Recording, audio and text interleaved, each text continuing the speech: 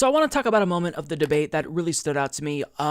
Elizabeth Warren essentially called out the Democrats who are doing these high-dollar fundraisers with elites, and this led to an exchange between her and Pete Buttigieg, and he effectively made a pro-corruption argument and tried to pass off, any individual who calls out these types of fundraisers as just having a purity test. It was absolutely nonsensical and frankly embarrassing. Nonetheless, I want to watch, and then I'm going to try to gauge who I think was more persuasive to the average viewer who isn't necessarily following this election as closely as you or I. This is our chance. This is our only chance to defeat Donald Trump. And we shouldn't try to do it with one hand tied behind our back. The way we're going to win is to bring everybody to our side in this fight. If that means that you're a grad student digging deep to go online to PeteForAmerica.com and chip in $10, that's great. And if you can drop $1,000 without blinking, that's great too. We need everybody's help in this fight. I'm not going to turn away anyone who wants to help us defeat Donald Trump. The mayor just recently had a fundraiser that was held in a wine cave full of crystals and served $900 a bottle wine. Think about who comes to that. He had promised that every fundraiser he would do would be open door, but this one was closed door. We made the decision many years ago that rich people in smoke-filled rooms would not pick the next president of the United States.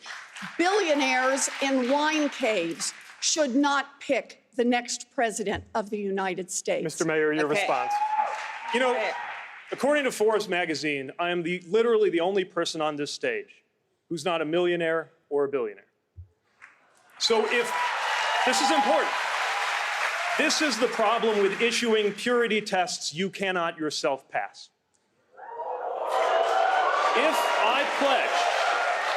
If I pledge never to be in the company of a progressive Democratic donor, I couldn't be up here. Senator, your net worth is 100 times mine. Now, supposing that you went home feeling the holiday spirit, I know this isn't likely, but stay with me, and decided to go on to PeteForAmerica.com and give the maximum allowable by law, $2,800. Would that pollute my campaign because it came from a wealthy person? No, I would be glad to have that support. We need the support from everybody who is committed to helping us defeat Donald Trump. We would like to bring in everyone, but obviously, Senator Warren, I'd like to give you a chance to respond. I do not sell access to my time. I don't do call time with millionaires and billionaires. Sorry, as of when, Senator? I don't meet behind closed doors with big dollar donors. And look, I've taken one that ought to be an easy step for everyone here.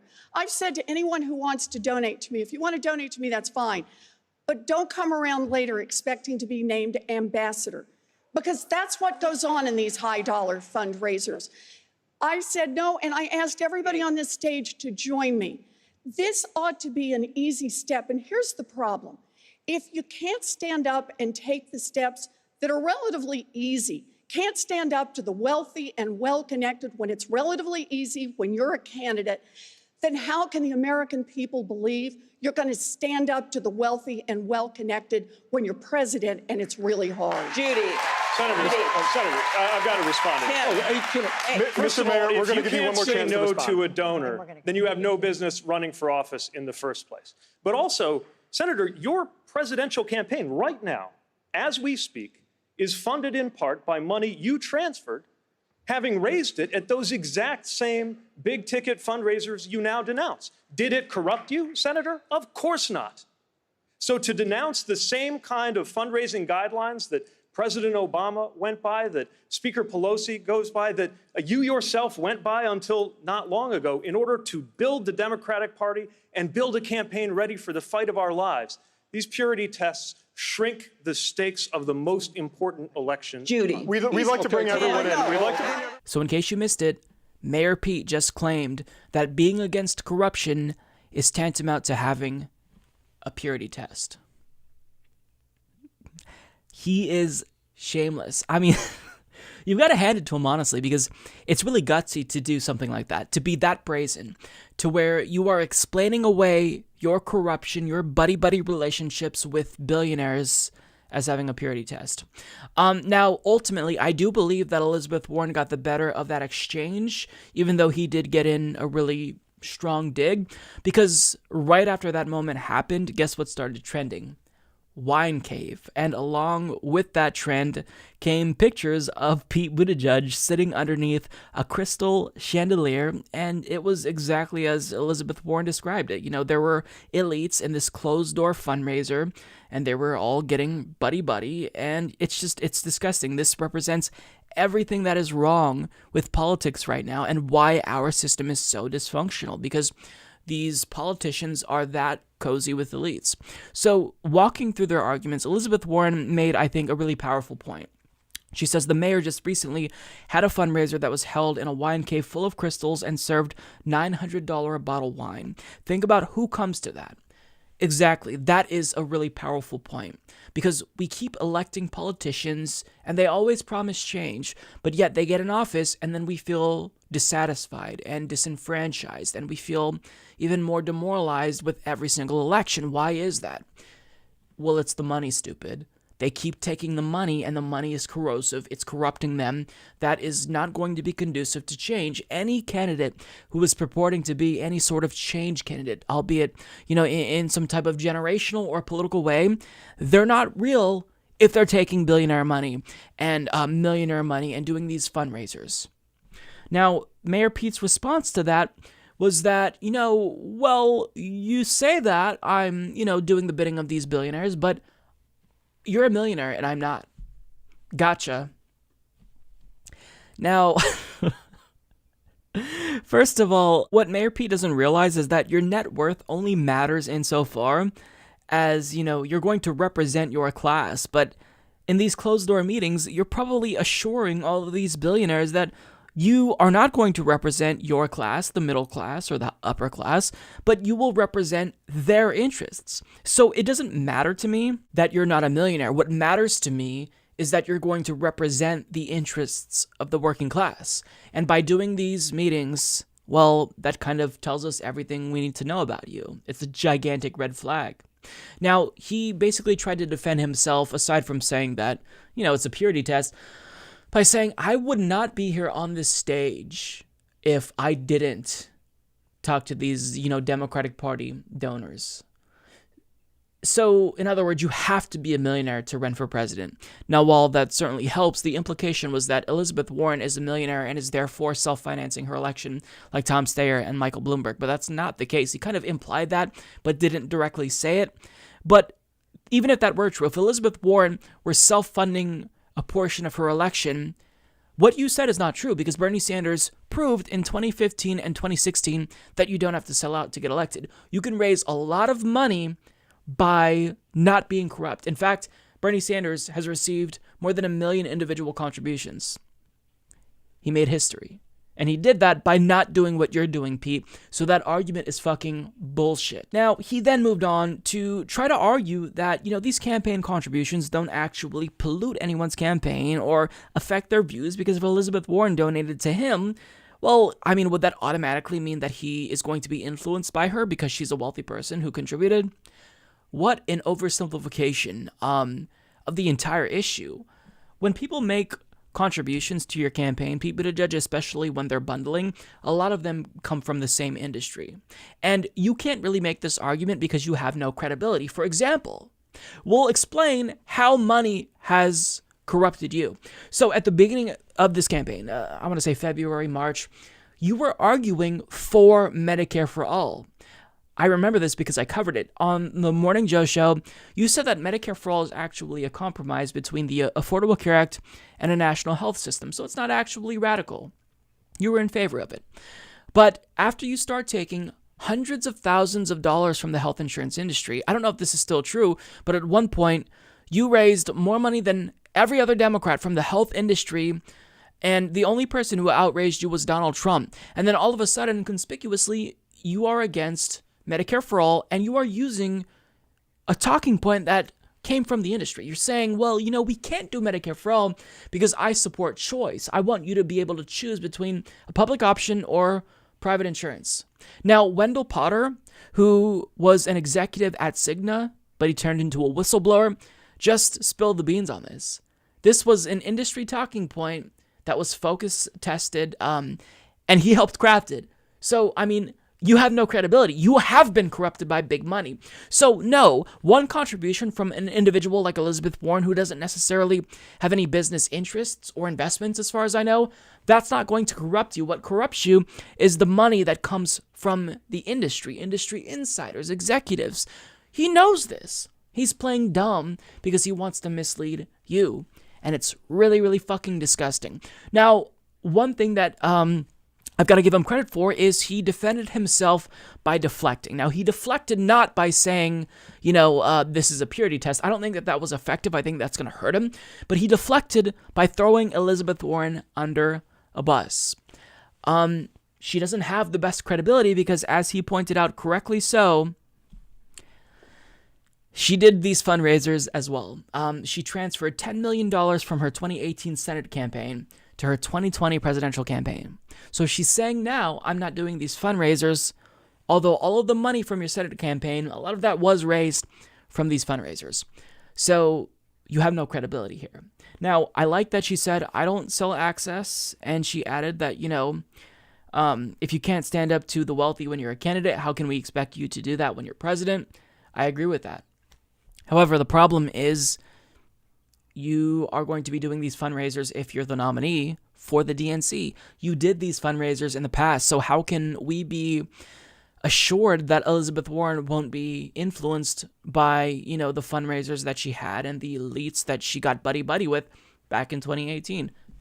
The answer is we don't know for sure.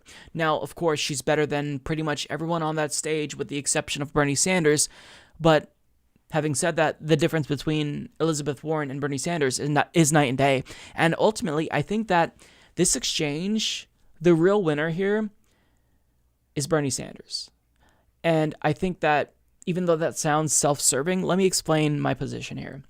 So Elizabeth Warren, I think she probably won that exchange between her and Mayor Pete because she got wine caves to trend. That's great.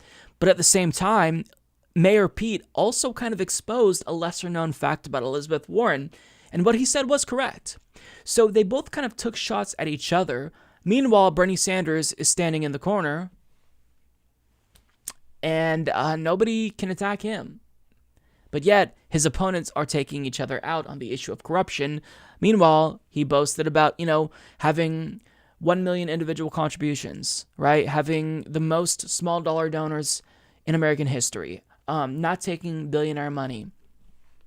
This was kind of good for Bernie Sanders. I think Elizabeth Warren probably won that exchange overall, even though Pete Buttigieg certainly tried to, put her in a headlock as she took him down. So they both kind of took each other out in a way. But I think this really demonstrates that we need people with credibility who don't just talk the talk, but also walk the walk. And that's why we've got to have Bernie. Now, this exchange, I think, was very interesting between Mayor Pete and Elizabeth Warren. The problem was, Amy Klobuchar decided to butt in and add absolutely nothing of value to the conversation, and she did this multiple times, but here's what she said in this instance. Klobuchar had your hand up first. I did not come here to listen to this argument. I came here to make a case for progress, and I have never even been to a wine cave. I've been to the Wind Cave in South Dakota, which I suggest you go to. So what is making a case for progress about? That is what unites us up here instead of what divides us, which is campaign finance reform. That means passing a constitutional amendment to overturn Citizens United. It means making the first bill we pass when I am president will be H.R. 1, which is the ethics reform passed in the House, which is currently sitting on Mitch McConnell's desk along with 400 bills. And if you don't think we can get this done, well, we can, but only if we win this election big. Not by arguing with each other, but by finding what unites us and getting this done. Amy, you're missing the point. I don't care that you're telling me you want to do campaign finance reform.